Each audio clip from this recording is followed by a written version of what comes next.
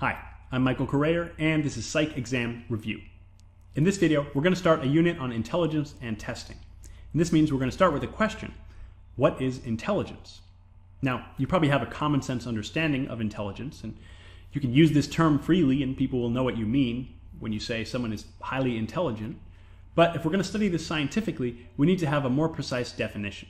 So what exactly are we talking about when we talk about intelligence? Do we mean just that someone's able to get good grades in school? Or do we mean that they're able to successfully complete a complicated task? Do we mean they always know the right answer?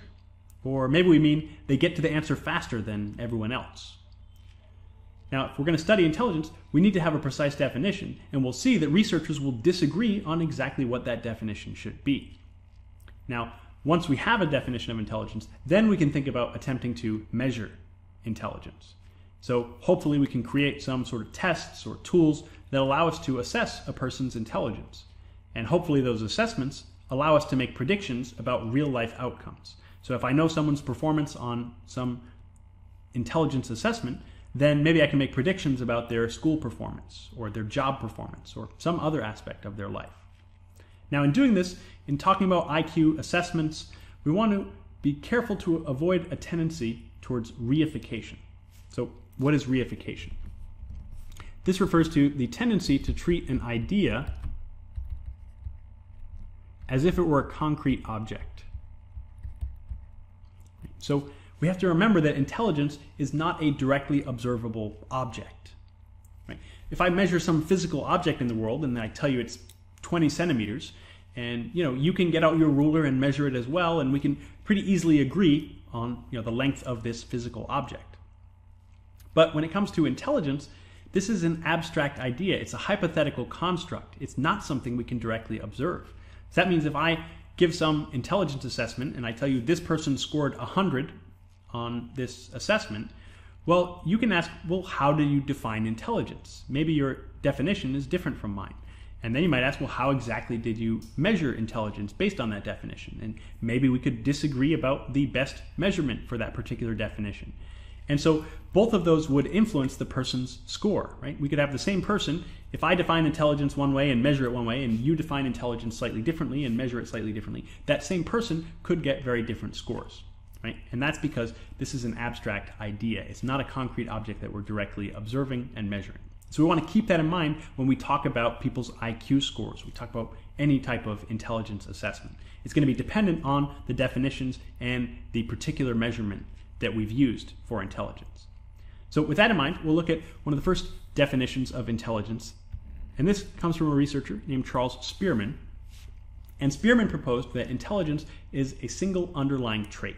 And so what I mean by that is that he thought of intelligence as a single thing that influenced a broad range of abilities. So he thought you have some level of intelligence, and then that influences your performance on a number of different cognitive tasks.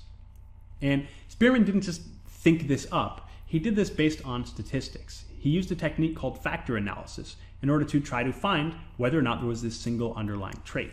So what is factor analysis?